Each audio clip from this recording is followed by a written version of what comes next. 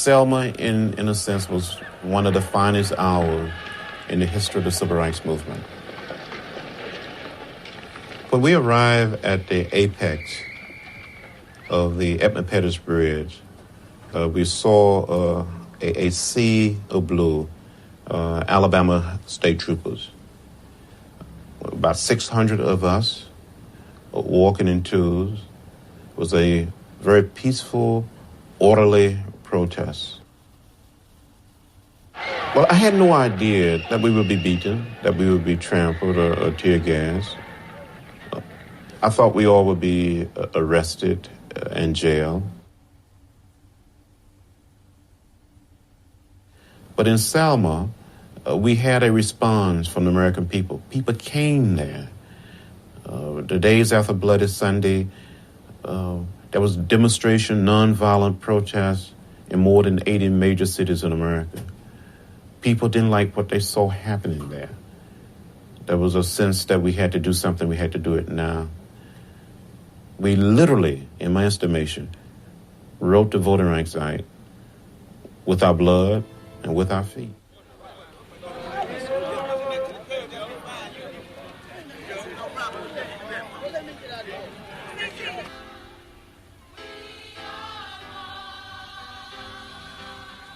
Today, when you walk arm in arm across this bridge, no one would beat us, no one would turn us and call us names. On March 7, 1965, we loved America so dearly, we were ready to die for her.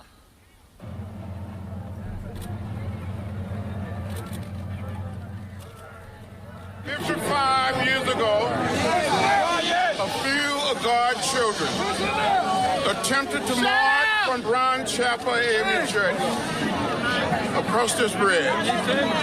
We were beaten, we were tear gassed. I thought I was going to die on this bridge. We must keep the faith, keep our eyes on the prize. We must go out and vote like we never, ever voted before.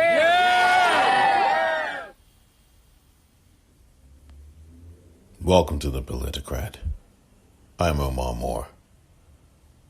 It is Saturday, July the 18th, 2020. On this episode, John Lewis, you just heard him, recalling Bloody Sunday, March the 7th, 1965, Selma, Alabama, on the Edmund Pettus Bridge. He and many others were beaten and brutalized by police, Alabama state troopers. 55 years ago. What you heard toward the end of that clip was John Lewis just a few months ago, March of this year, 2020. And something that we really must do now that he has unfortunately passed away. He passed away at the age of 80, late on Friday night, from a 7-month battle with cancer. What we must do in his honor, at least one thing we must do, is vote, as he said in that clip, like we've never, ever voted before.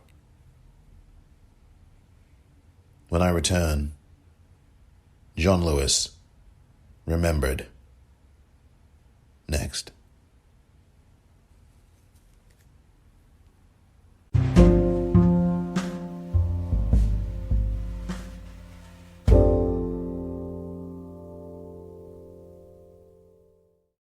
Welcome back.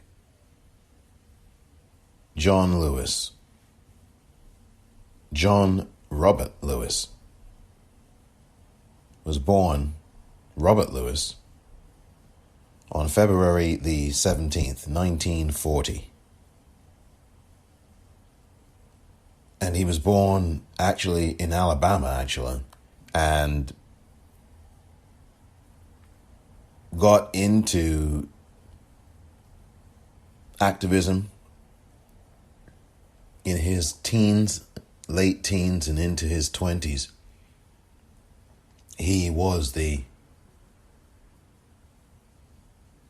national chairman of the Student Nonviolent Coordinating Committee, SNCC, SNCC. John Lewis was somebody who came out of the activist tradition in the student movement, and he, in SNCC, was a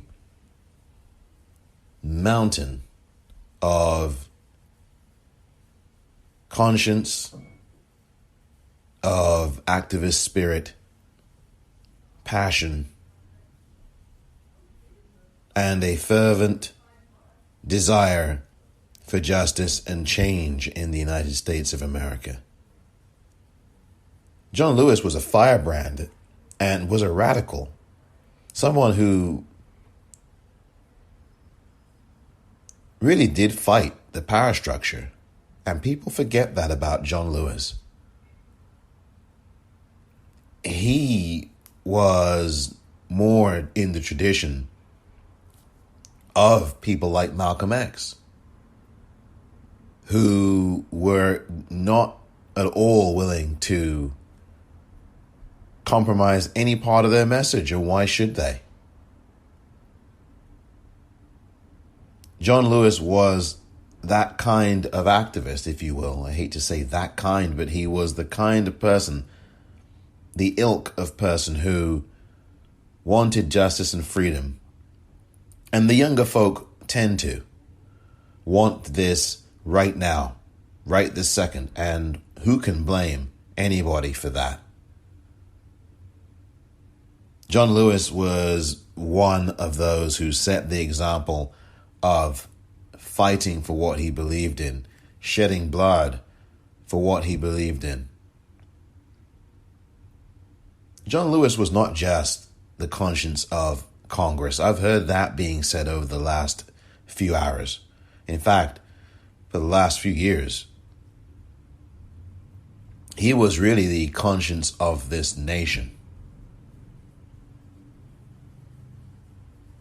John Lewis, after SNCC, he was someone that wanted to see justice right now. He wanted to push this nation forward. One of the most notable things that always jumps out at me as I remember John Lewis is this clash that he had with A. Philip Randolph. And A. Philip Randolph was this tall, stentorian figure. He had that voice, and he had this stature about him. A. Philip Randolph was the head of the Porters car union. These folks, the porters in the cars, in trains and whatnot. A. Philip Randolph was a grand activist and someone who had this union, and he was one of the most respected leaders. And he led the car porters strike. I believe it was in the 1950s into the 60s. My dates are not 100% clear on this. Quite frankly, I should have actually looked this up before I speak about it. But I believe, if I remember correctly, it was in the 1950s that A. Philip Randolph led the, and you can look this up, the strike for the porters who were not being given a decent wage or fair treatment or anything. And they went on strike. And the porters were typically African American. And this was a big labor strike. This was a huge strike. And so A. Philip Randolph had a lot of respect. And the two of these men, John Lewis and A. Philip Randolph, would clash. In fact, as quiet as it is kept, there was a lot of tension between SNCC and SCLC. Now, SCLC is the Southern Christian Leadership Conference, headed at the time by Dr. Martin Luther King Jr. And the SCLC was a more moderate civil rights organization, born out of the church, which is more the black church, which is more conservative, tends to be historically more conservative, born out of that tradition. Dr. King was a preacher, obviously, and as a reverend and as someone who came out of that preaching tradition in the black church, he was much more of a, I would say, disciplined figure in that respect, and someone who had a very different way of appealing to the conscience of America. In fact, Dr. King was the conscience of America. And Dr. King was just coming into stride as a national figure, or had been prior to 1963, although 1963, the March on Washington, really catapulted him. Although he had been in the fight before that, he was one of the leaders of the Montgomery bus boycott in 1955 and 56. The Montgomery bus boycott went on for over 380 days, along with Rosa Parks. Rosa Parks and Dr. King were two of the chief engineers of that boycott, that bus boycott. So you had all these events, and A. Philip Randolph and Dr. King tended to get along a little better than A. Philip Randolph and John Lewis did. And look, Dr. King and John Lewis, as I said, they were, there was tension between them. There's no secret about that. No secret about it at all. In fact, as I said, SCLC was more conservative in its ways of approaching justice for black people in this country. And SNCC, the Student Nonviolent Coordinating Committee, they didn't play around. John Lewis's folks, John Lewis and company, they didn't play around. They wanted change now. And they criticized SCLC.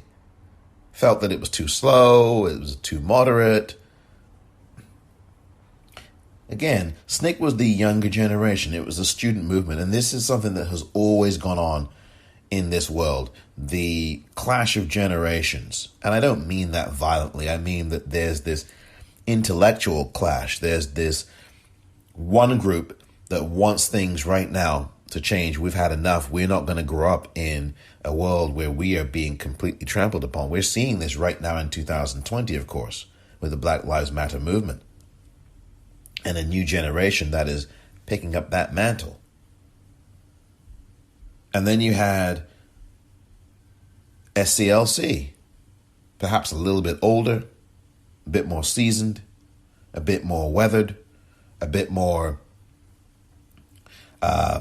moderate in their approach. So that tension continued. And the apex of that was at the 1963 March on Washington. And there were numerous. And by the way, Ava DuVernay captures the tension between SNCC and SCLC very well, by the way, in her film Selma. So I urge you to go and watch that film if you haven't seen it. It is available on streaming platforms, and it's available obviously on Blu-ray and DVD. I urge you to go and watch that movie if you haven't. She captures some very good moments of that in that movie that she did. Great movie. But this tension between these groups, it was remarkable leading up to 1963, the March on Washington, which was August the 28th of that year, 1963. And what people do not remember, or are frequently only drawn to, is the so-called I Have a Dream speech by Dr. King, which was a legendary speech, but he said a lot of things in that speech that the media do not talk about, because a lot of them are about and against the interests of those corporations that broadcast what we call news today, or what passes for it, I guess. But this was a remarkable time, because behind the scenes there was so much rancor. John Lewis was not having it at all. He wanted to speak, and it wasn't until late that he got the chance to speak in terms of late in the process of getting all of this together for the speakers, for this March on Washington, for this culmination on the Washington Mall, where Lincoln was, the monument. This was something. This was really something. And A. Philip Randolph was not having it. He did not want John Lewis to say anything that was considered incendiary by the standards of either his organization or, most of the other moderate leaders. He was petrified. And John Lewis was demanding a chance to speak. He wanted to convey the urgency of now. And as Dr. King says, the fierce urgency of now. And I'm sure that Dr. King says the fierce urgency of now. And I'm sure John Lewis may have kind of conveyed that to Dr. King. Look, there's no question that Dr. King and John Lewis may not have been the closest at the time, but I can tell you they did get closer during this March on Washington and beyond. This was a major, major situation.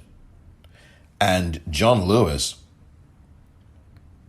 it's incredible what happened in trying to get these speeches together. It's just phenomenal, actually, when you really think about it.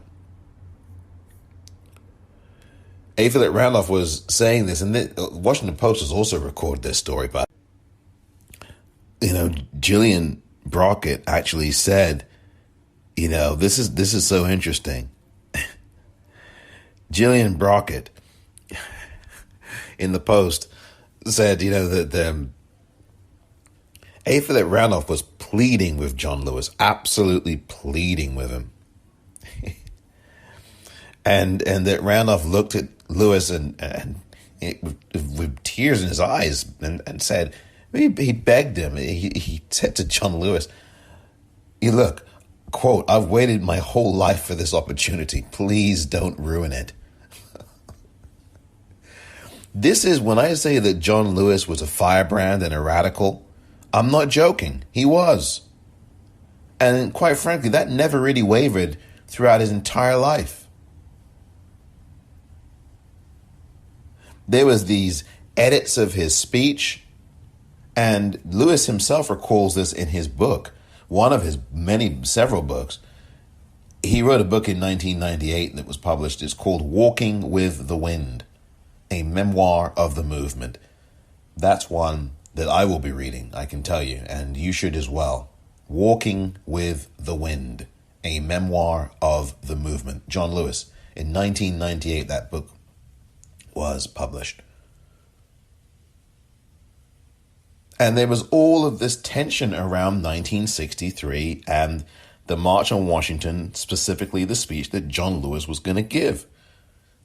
And it was vetted, it was edited, it was changed, and the Catholic Church, who were one of the backers and one of the supporters of the march that day, did not want John Lewis to say certain things. I mean, this is remarkable. And remember that I believe in 1965, it could have been 64, 65, Dr. King wrote the letter from Birmingham jail where he castigated white clergy and white moderates.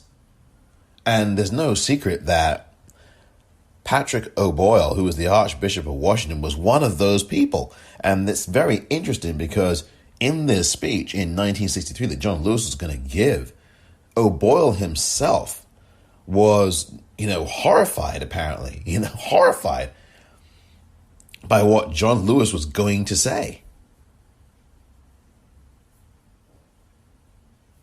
And John Lewis's speech originally had been all about, look, we can't wait for this.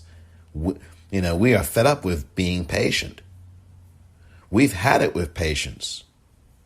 The black masses and revolution. I mean, these are the kinds of things that the Catholic Church through O'Boyle was objecting to. You had the NAACP head at the time, Roy Wilkins. He was livid. He wanted changes. I mean, you had these black moderates and these white moderates who were petrified of John Lewis.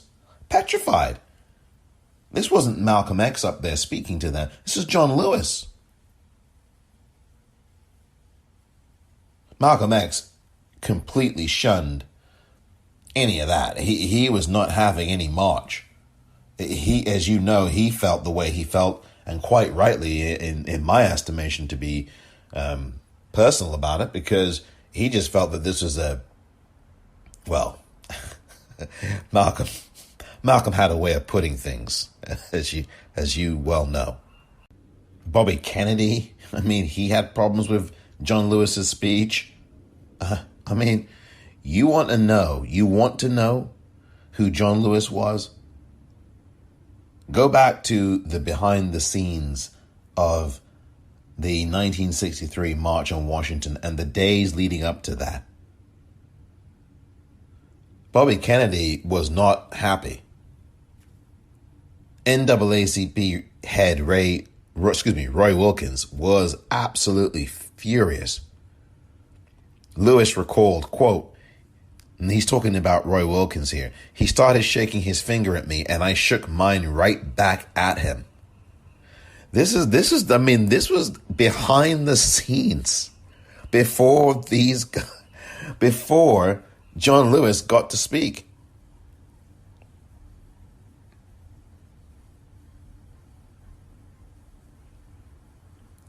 And interestingly enough, although A. Philip Randolph and John Lewis had a certain level of tension at times,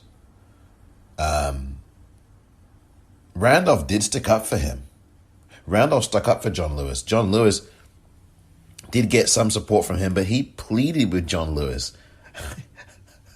He begged John Lewis. I mean, this is who John Lewis was. How could I say no to A. Philip Randolph? It would be like saying no to Mother Teresa. That was what Lewis wrote in his book. Oh, dear. In the book that I just described to you, the title Walking with the Wind, a memoir of the movement. That's by John Lewis.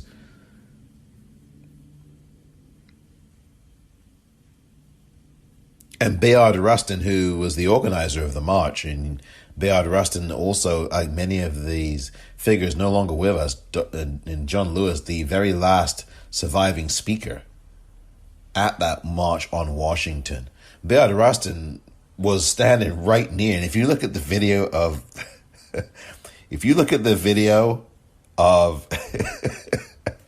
the speech that John Lewis gives, God, it's so funny. This is a very sad day, but I also smile and laugh because this brother who we have lost so inspired me, and I am far from the only one. He inspired millions of people around the world. John Lewis really is a titan, was a titan.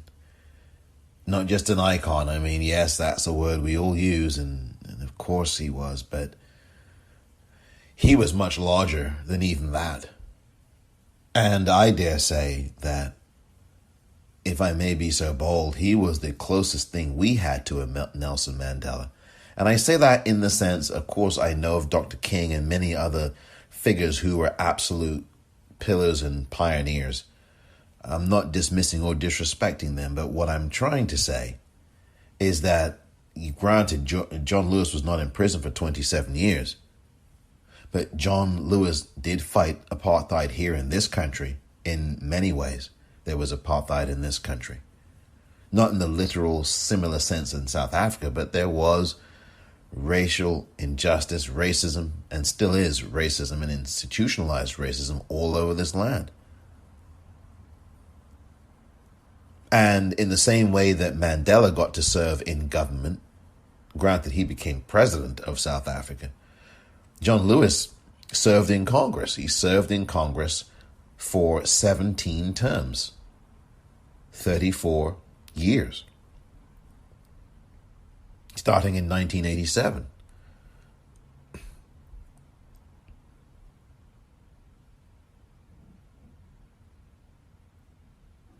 So he was in his 34th year of serving. Term would have started anew next year, 2021, because undoubtedly he would be reelected. He'd been reelected 16 prior times, so. But all of this commotion and tension around this speech, and you got to understand, Dr. King had known Lewis for a long time, and Dr. King had said, he was surprised. He'd known King since Dr. King had known John Lewis since Lewis himself was in his teenage years. And even he had said he was surprised by the fiery rhetoric. I mean, John Lewis was going to talk about Sherman's march through the South.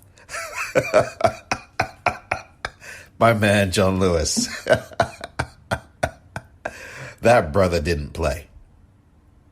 And let me tell you, every time you heard John Lewis speak, he stirred your soul, but he also implored you to act. None of this is entertainment. None of this is entertainment. And I think it's worthwhile reminding people that none of this is entertainment for us. And there are people out there who preach and speak and they're putting on a little bit of a show, but then they don't go out there and do anything. John Lewis was not putting on a show. John Lewis was speaking with conviction, with experience, from the heart. You had Amelia Boynton. She was beaten on that bridge that day in 1965, March the 7th, known as Bloody Sunday, as I mentioned earlier.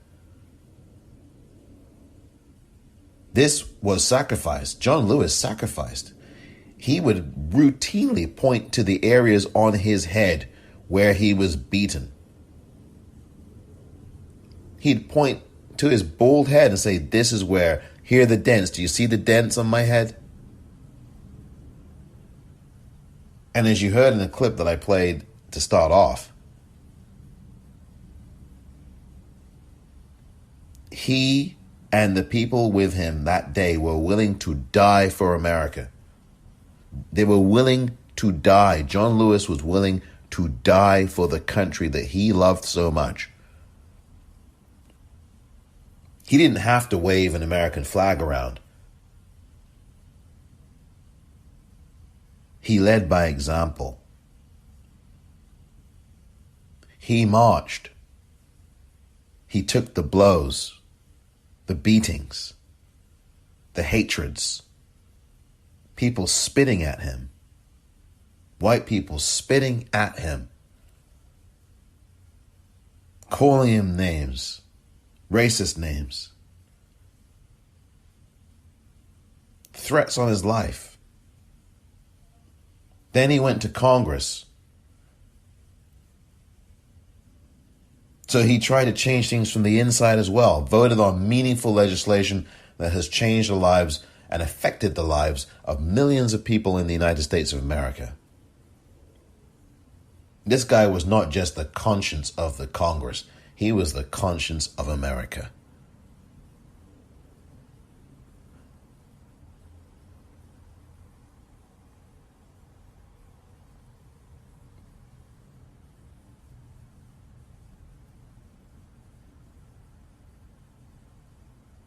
When I return, I'm going to play you this speech. When I return, I'm going to play you this speech that John Lewis gave, the final draft, the actual speech itself. Stay tuned for that. Next. Welcome back. I have to say, just before I play this speech, which is about 7 minutes or 8 minutes or so long, from John Lewis. You have to understand, there were so many revisions to this speech. There were so many revisions to this speech. So you want to know who John Lewis was? Go back to 1963. Go back to 1965.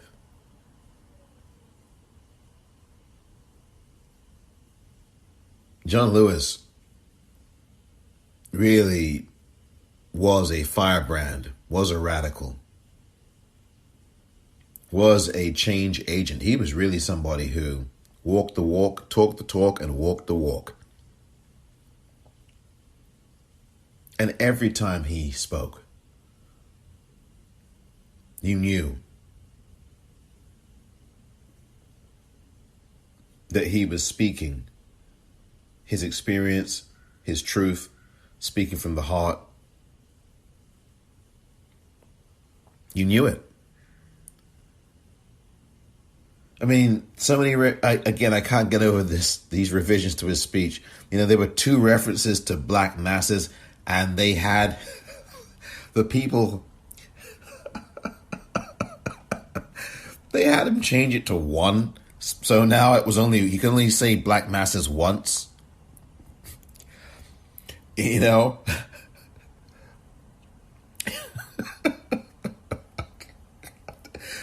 Oh my goodness me. This is 1963 we're talking about here. You know, this is 1963. This is the year before, and I've talked about this before on this podcast. This is the year before Goodman, Cheney, and Schwerner were murdered. This is 2 years before, or a year or so before, or 2 years before, Viola Liuzzo was murdered, before James Reeb was murdered. Look, this was 5 years before Dr. King was assassinated. And this was literally 3 months before JFK would be assassinated.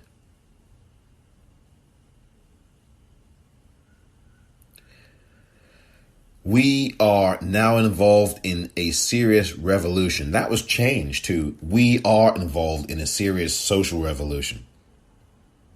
And the closing line was supposed to be the following. And this is I'm reading now from Washington Post. This is, again, I want to give credit to the writer of this article from July 17th, which was yesterday, Friday. And she, her name, this is from the Retropolis section of the Washington Post. At the 1963 March on Washington, civil rights leaders asked John Lewis to tone his speech down. Now, again, and the writer here is Gillian Brockell, Brockell,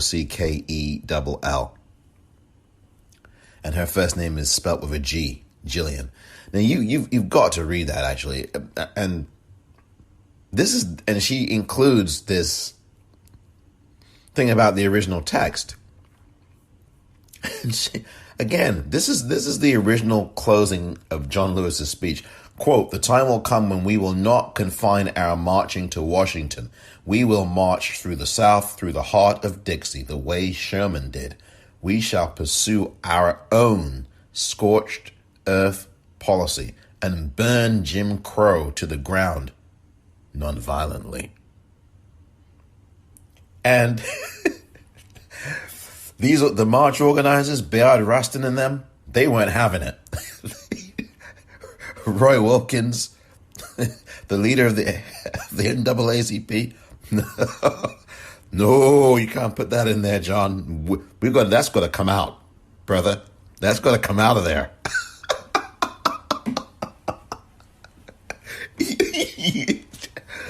That was John Lewis. That was John Lewis. These guys were shaking in their boots for this brother. John Lewis had these guys. These are these older black men, you know, these seasoned statesmen. And A. Philip Randolph was a statesman, and in my opinion, John Lewis was too. John Lewis was a statesman and an activist roll into one. So these other leaders were worried. Ooh, gosh, Sherman and scorched earth. Ooh, we can't have that.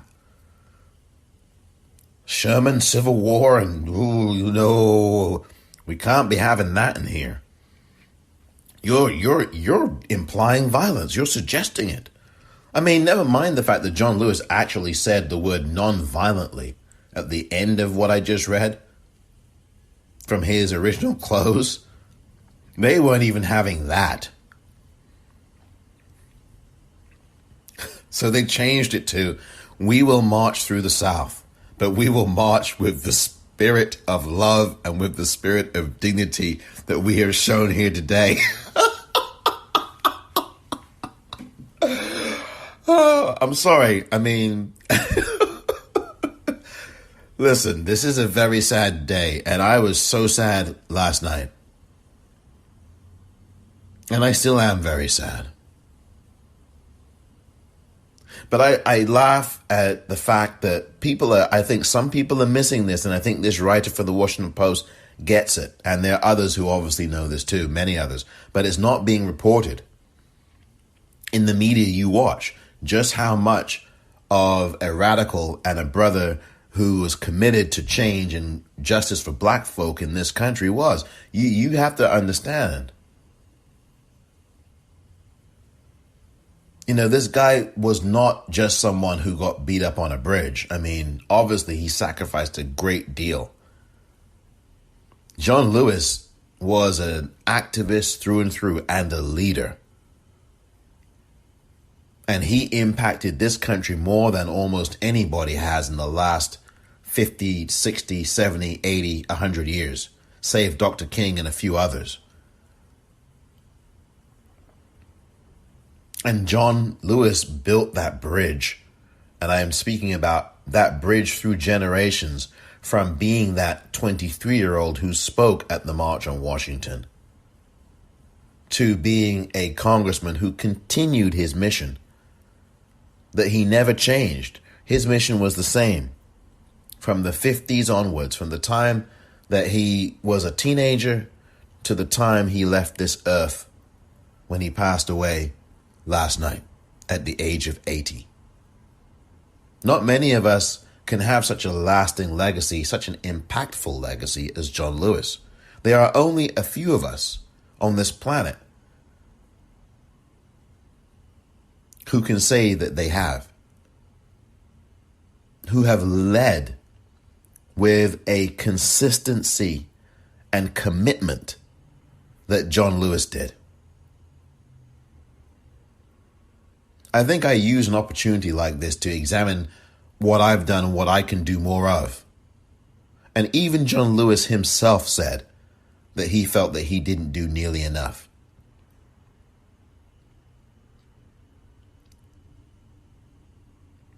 When that line was changed in his speech to, but we will march with the spirit of love and with the spirit of dignity that we have shown here today, that was, to me, a little nudge at John Lewis. Hey, young man, you best behave yourself up in here. We'll make sure. Come here with love, brother. Come here with dignity. Do not upset the apple cart in here, brother. In this, I mean, this is what, in my view, that little tweak was about. That little tweak in the speech. John Lewis himself had talked to his good buddy Julian Bond, and he said to him, just 6 years ago, 2014, it was tough. And he's speaking about the changes in his speech. Quote, it was tough, and at the time, I had a sense of sort of righteous indignation, but I got over it. Here, right now, is the 7 minutes from John Lewis, his speech, August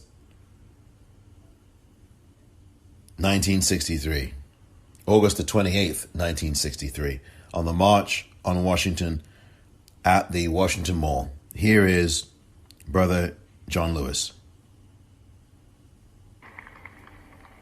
I have the pleasure to present to this Great audience, young John Lewis, National Chairman, Student Nonviolent Coordinating Committee. Brother John Lewis.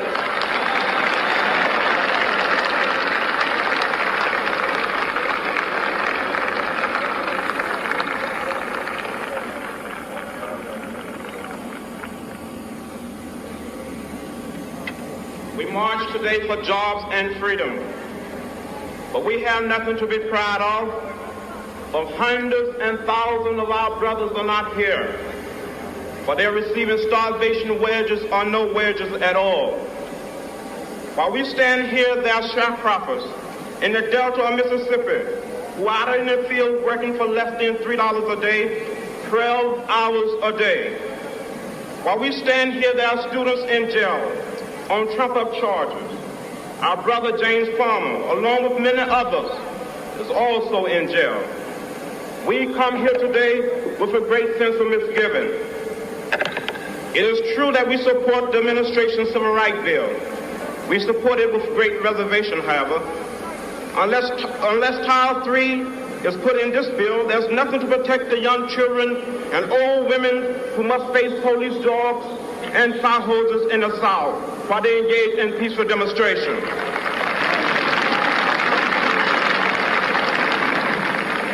In its present form, this bill will not protect the citizen of Danville, Virginia, who must live in constant fear of a police state. It will not protect the hundreds and thousands of people who have been arrested upon Trump charges. What about the 3 young men, Snickfield Secretary in Americus, Georgia, who faced the death penalty for engaging in peaceful protest? As it stands now, the voting section of this bill will not help the thousands of black people who want to vote. It will not help the citizens of Mississippi, of Alabama and Georgia, who are qualified to vote for lack of 6th grade education. One man, one vote is the African cry. It is ours too. It must be ours.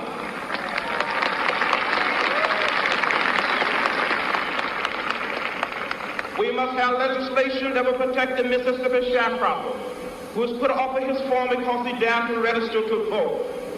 We need a bill that will provide for the homeless and starving people of this nation.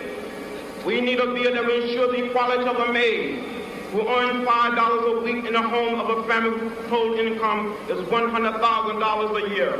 We must have a good FEPC bill.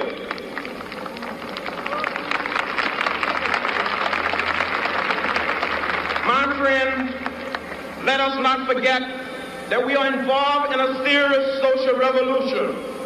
But by and large, American politics is dominated by politicians who build their career on immoral compromise and allow themselves an open form of political, economic, and social exploitation. There are exceptions, of course. We salute those. But what political leader can stand up and say, my party is the party of principles? For the party of Kennedy is also the party of Islam. The party of Javits is also the party of Goldwater. Where is our party?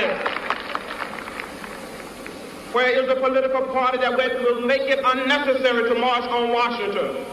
Where is the political party that will make it unnecessary to march in the streets of Birmingham? Where is the political party that will protect the citizens of Albany, Georgia? Do you know that in Albany, Georgia, 9 of our leaders have been indicted, not by the Dixiecrats, but by the federal government for peaceful protest? But what did the federal government do when Albany Deputy Sheriff beat Attorney C.B. King and left him half dead? What did the federal government do when local police officials kicked and assaulted the pregnant wife of Slater King and she lost her baby? Those who have said be patient and wait, we must say that we cannot be patient. We do not want our freedom gradually, but we want to be free now.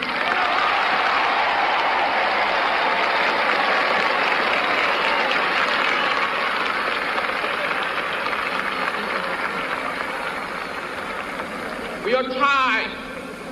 We are tired of being beaten by policemen. We're tired of seeing our people locked up in jail over and over again. And then you holler, be patient. How long can we be patient? We want our freedom, and we want it now.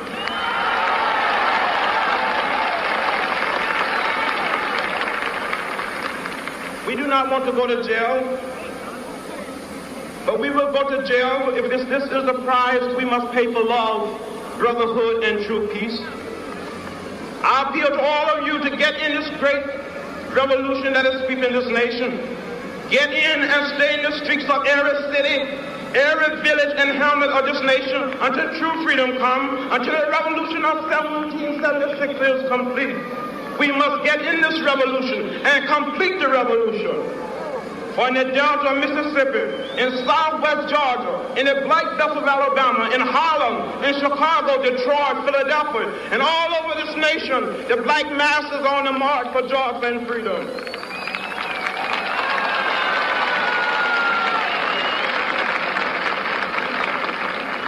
We're talking about slow down and stop.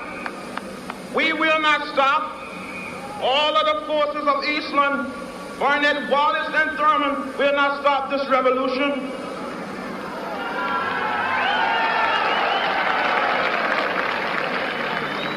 If we do not get meaningful legislation out of this Congress, the time will come when we will not confine our marching to Washington. We will march through the South, through the streets of Jackson, through the streets of Danville, through the streets of Cambridge, through the streets of Birmingham.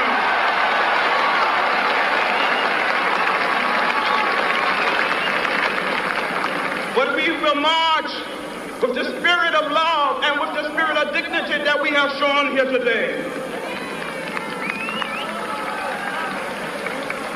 By the forces of our demand, our determination, and our numbers, we shall splinter the segregated South into 1,000 pieces and put them together in the image of God and democracy. We must say, wake up, America, wake up, for we cannot stop, and we will not and cannot be patient.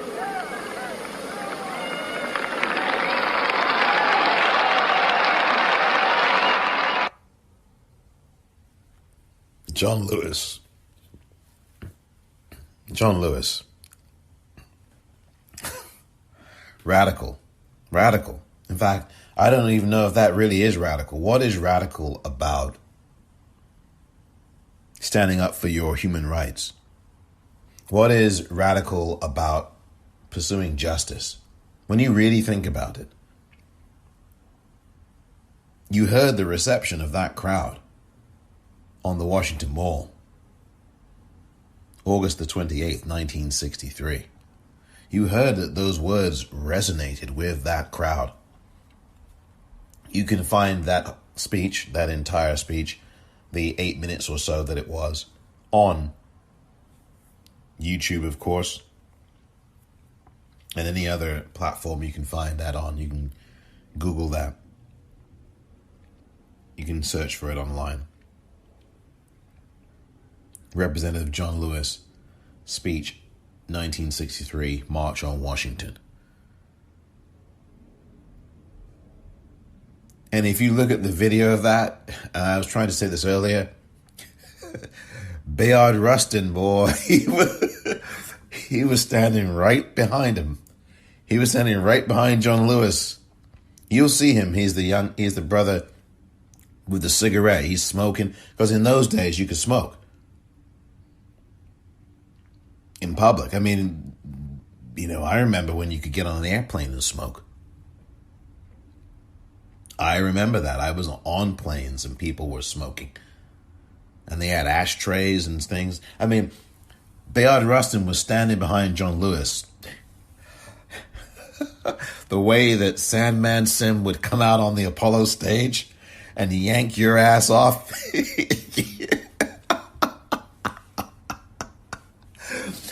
If you if you go to the Apollo, you know it, that if you're not performing, you start to hear that alarm, it's over for you. It's over. You're done, because you get yanked off the stage. And Bayard Rustin, who was the organizer of that March on Washington in 1963, was literally right behind him. And you can see Bayard Rustin. He's wearing glasses. You'll see him. If you don't know who Bayard Rustin was, or what he looks like, you can see him. He's got that cigarette in his mouth, and he's leaning behind John Lewis, and he's talking, and people are asking him things and whispering in his ear. And John Lewis was a radical, is my point here. And John Lewis himself said, look, I felt that, Bayard was so close by. I mean, close enough, it felt he could yank me away if I got out of line. And it's, this is what happened. John Lewis stood tall in that speech and in his actions as well. And as I was also trying to say earlier, people forget that the March on Washington was about jobs and about freedom and justice, but about jobs, about being able to have everybody get access to jobs, black people having jobs, getting a fair shake.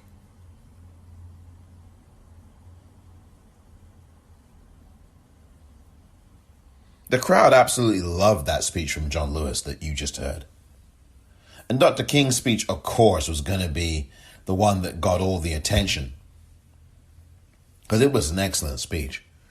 I don't think that it's the best speech that Dr. King gave, but certainly one of the ones that stirred the soul. But the one beyond Vietnam in 1967 was really the one that I think everybody needs to listen to right now, especially now. It's a timeless speech. It was John Lewis, though, who really stirred the crowd. And he has stirred us all ever since to act, to fight for justice.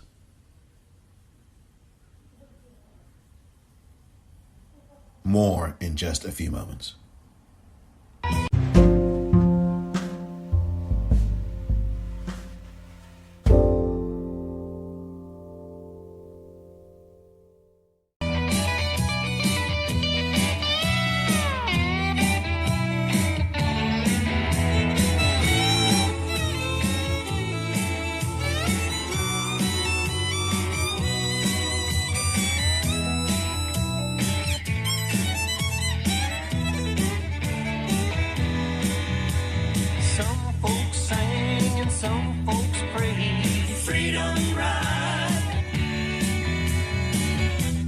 Trenches we did stay. Freedom ride. John and Albert, they took a beating. The buses burning, their heads are bleeding. We won't stop till we arrive. Freedom ride. Freedom ride. Freedom Ride from the R.J. Phillips Band. Now, the R.J. Phillips Band did that song, and it's worth remembering that you may have just heard there the reference to John and Albert, or John and Alfred. But John, that you heard there, the John reference, John and Alfred, they took a beating. That's a reference to John Lewis being beaten on that bridge. The Edmund Pettus Bridge in 1965. March the 7th, Bloody Sunday, 1965.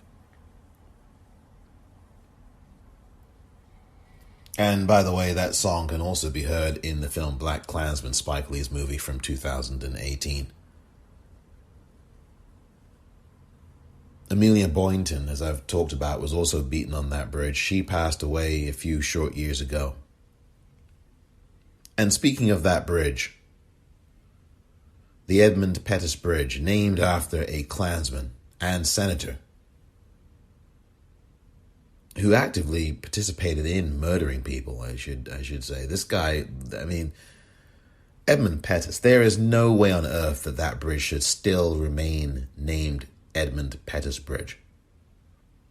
And myself, and I'm sure many of you and many, many others have campaigned for years to change the name of that bridge.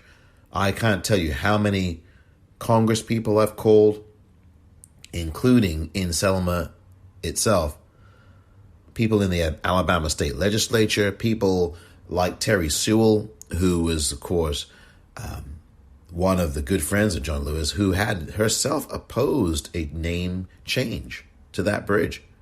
I think John Lewis himself had opposed a name change to that bridge. I think the contention is that there was an idea that you didn't want to forget.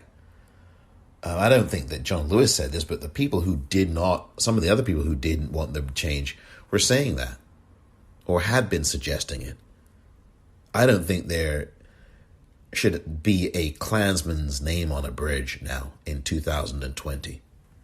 When Ava DuVernay's movie Selma came out a few years ago, that's what really sparked me into action. To call members of Congress in Alabama, to call the Alabama governor, and I forget his name. This is the guy that got pushed out because of a sex scandal. Forget his name now, because he's no longer governor there in Alabama. You know that, right? Kay Ivey is the governor there now. Kay Ivey, by the way, oversaw the execution of a brother, a young black man who proclaimed his innocence to the very last breath, Nathaniel Woods. Let's not forget him either. He was executed this year, 2020, as we talk about Ahmaud Arbery, Breonna Taylor, Rayshard Brooks, George Floyd, and many others. Let us not forget Nathaniel Woods either. Please. Because there was so much evidence apparently that showed that this guy was completely innocent of these crimes that he was executed for. And Kay Ivey, the governor of Alabama, was pushing so hard to get him executed. She was pushing really hard to get him executed.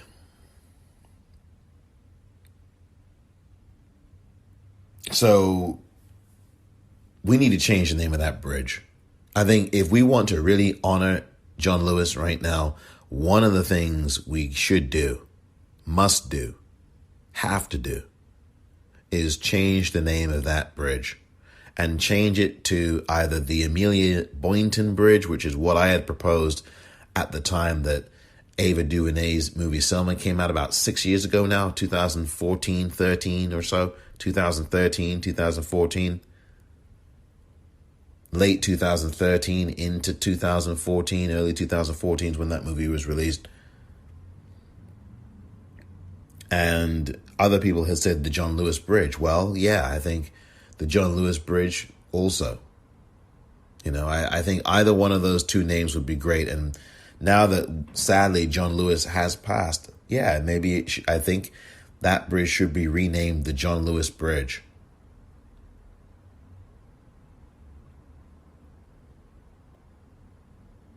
Or the Boynton Lewis Bridge. Or the Lewis Boynton Bridge. I mean, there's many ways it can be done. The John Lewis Bridge would be good. The Amelia Boynton Bridge would be good. A combination of their last names would be good. You can't have a Klansman's name still on that bridge now. I mean, come on.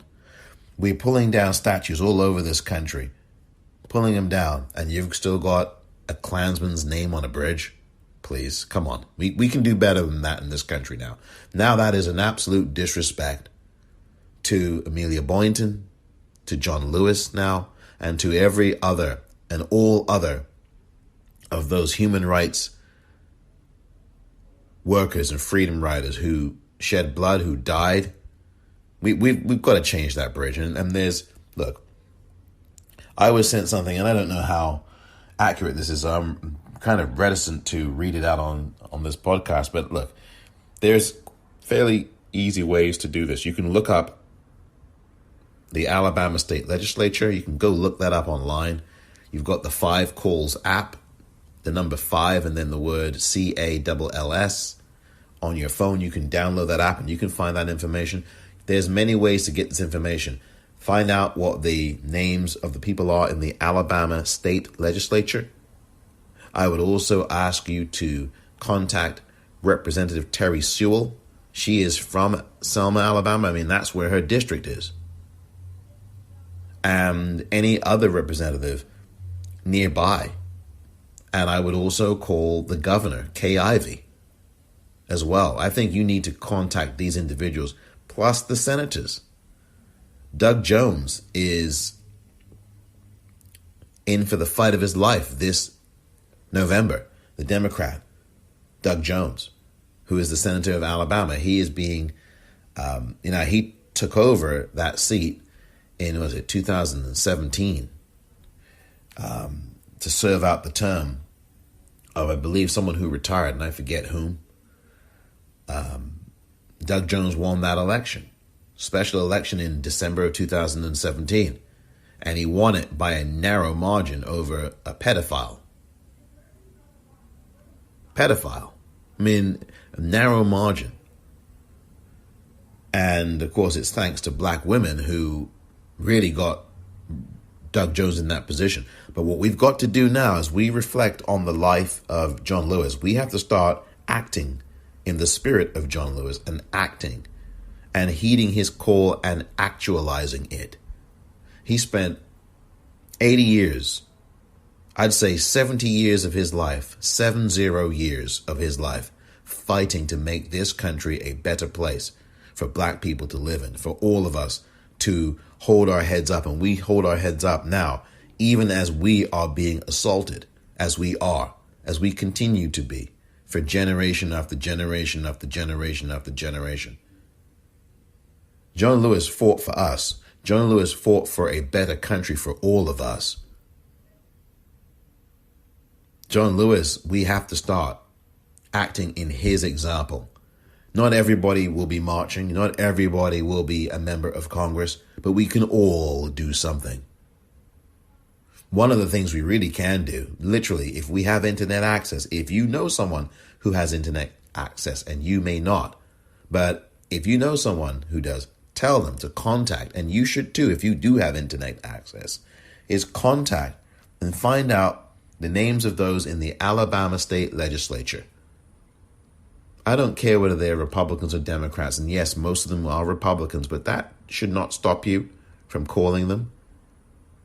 We can sit and mourn John Lewis, and we should. We can celebrate John Lewis, and we should. But when we finish doing those two things, we should also act. In any way we can.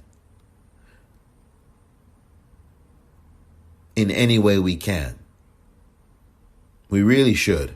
There's millions of ways to do it. If you want to see the name of this bridge changed, please find out who those state legislators are. And I can certainly supply them in a future episode. But look, we need to do this, folks. We really need to honor him, honor Amelia Boynton, honor these people who sacrificed their lives. And you know what else we have to do? We have to vote. We have to vote. We have to vote, folks.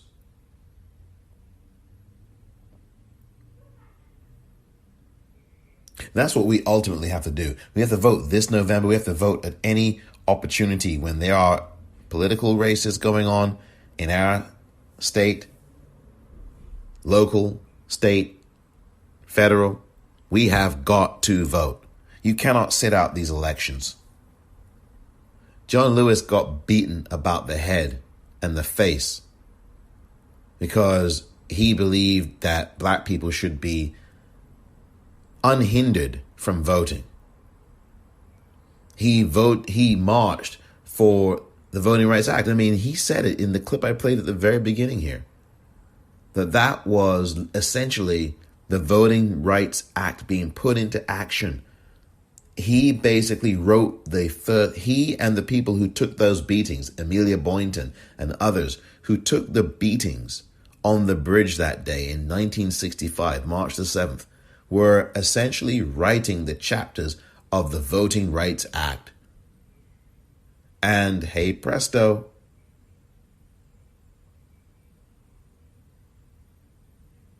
in, I believe, believe it was June, July, or August, probably August of 1965, LBJ signed into law the Voting Rights Act. August of 65. LBJ, a Dixiecrat of all things. A racist as well, by the way.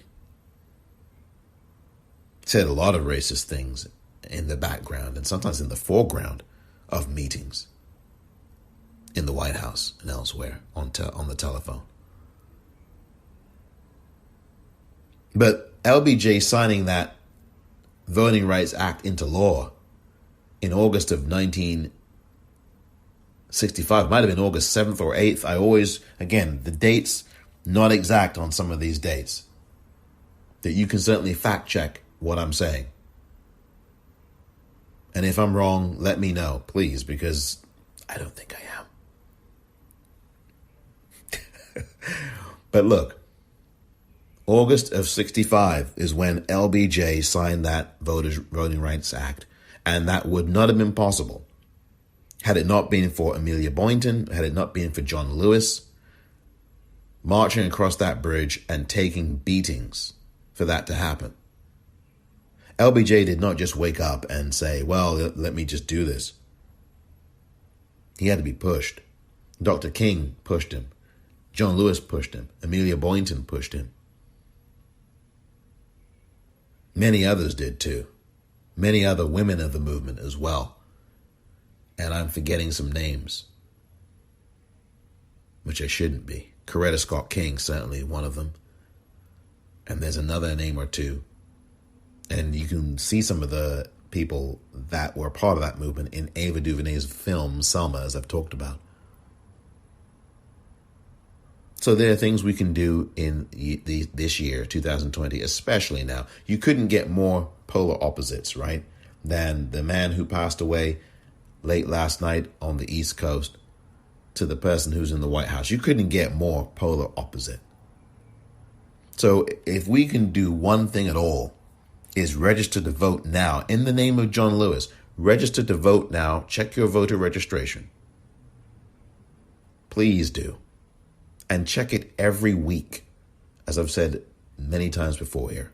Check it every week through the end of October so that if there's a problem, you can quickly fix it and you can re-register and you can follow up and confirm that with your local Board of Elections, County Board of Elections, Secretary of State, whomever. You can look that information up for your state. This is what we have to do. We have to have a plan to vote now. John Lewis and co. had a plan. They marched. They were beaten. They engaged in civil disobedience and nonviolence, which is what these protesters have done now in 2020. That gives me hope. And there are people trying to infiltrate that protest like they were trying to infiltrate Dr. King and Malcolm X and others and the Black Panthers by putting these FBI, undercover FBI people in these movements through the COINTELPRO. That COINTELPRO, which was developed by J. Edgar Hoover, who had reigned over the FBI and intimidated 7 presidents in his 40-plus years as the FBI director. I mean, that COINTELPRO program, counterintelligence program is what it was called, spied on black activists, tried to subvert the movement. And then you have these violent people, white people getting into the, trying to, all completely covered in black and throwing stuff and smashing storefronts, and you got police doing it. I mean, this was all designed to stunt this very powerful movement we've got here now that the world is a part of, literally. And you know Kanye West over here saying it's all distractions to distract you. The media no longer focusing on the protests anymore unless there's some violent incident that happens. You've got Portland police out here in Portland, up in Portland, Oregon. These federal thugs who are going around making arrests of people. That's a violation of the Constitution. You can't just have these federal troops and officers coming in, to Portland. Who called them? Nobody called them in. And only the governor has the power to do that. And the mayors are not asking them to come in. So the mayor of Portland wasn't asking these federal thugs to come in and start arresting people. And this is very troubling. We have to, in John Lewis's name, turn up, as he pointed out, in record numbers. Vote like you have never, ever voted before. This November. Get everybody off the shelf. Get them up off the shelf and get them into a voting booth, or get them to mail in a ballot. This is very serious.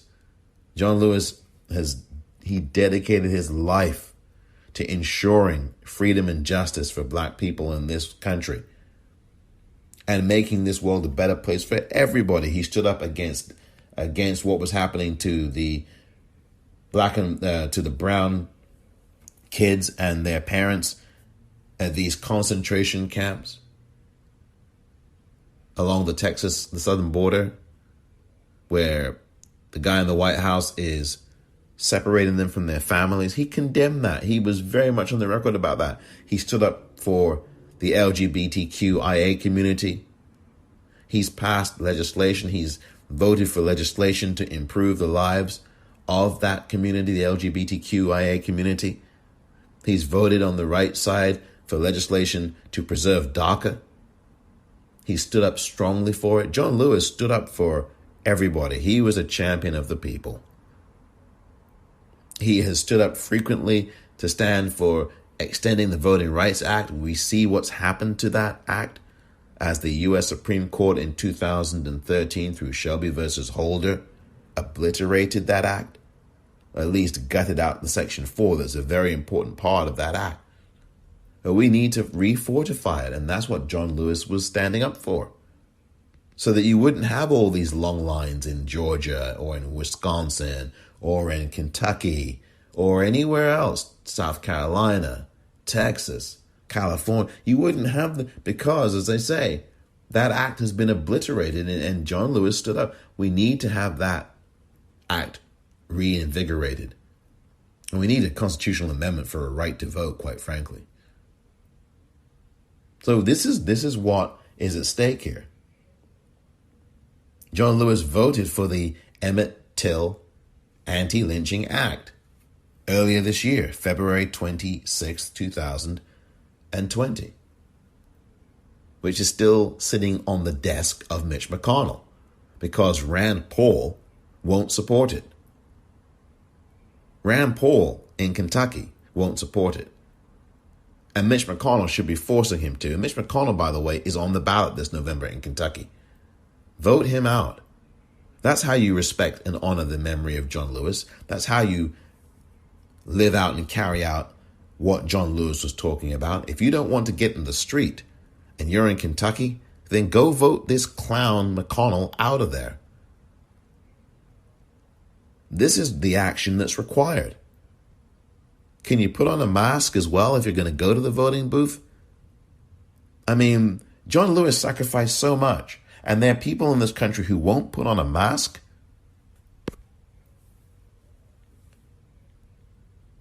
Just think about that.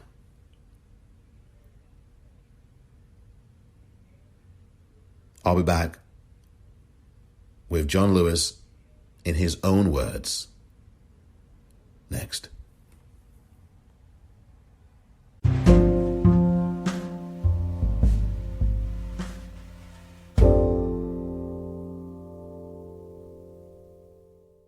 Welcome back. John Lewis will be sorely missed. John Lewis was the conscience of America. His stirring voice, his shining example, inspired me, and it should really, I know it has actually, inspired the world. John Lewis must be honored and respected. And as I said in that last segment, we must continue to fight on in his example He represented the powerful example of an ordinary person who, as a student, stood up for what he believed in, spoke the courage of his convictions, led by example, led with wisdom and intelligence, not ignorance and buffoonery. John Lewis was one of the last great human rights leaders we have here in America. We had C.T. Vivian also pass away on the very same day. And I alluded to C.T. Vivian briefly, who was one of the most graceful human beings you could ever know about, if not meet. Reverend C.T. Vivian was at the heart of the movement with Dr. King, one of Dr. King's closest confidants. And I think C.T. Vivian, the Reverend C.T. Vivian, merits a remembrance all his own because he did incredible work.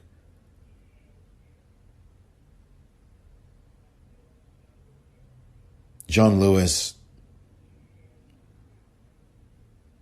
was, yes, a towering figure, but his principle was also towering. His commitment was towering. His endurance was towering. And his absolute persistence was towering. We must persist as well as we come through what is now going to be a very difficult next 6 to 12 months. Certainly the next 6 months are going to be very difficult here in this country. And we've already experienced 7 months of difficulty, 6 months of difficulty already. Heck, many of us would say that the last 400 years have been difficult, to say the least. And they have been.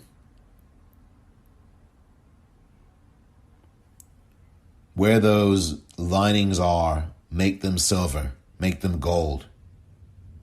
Make them positive. Make them black and positive, because blackness is positivity. And we have to strive forward in this country, all of us. And we have to strive and stride in the example of John Lewis.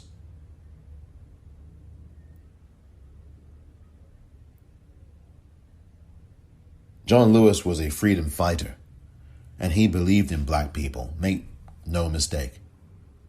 When you've got NAACP heads, and you've got the Catholic Church, and you've got all kinds of people who are backing this March on Washington in '63, scared to death about John Lewis saying the word black masses twice?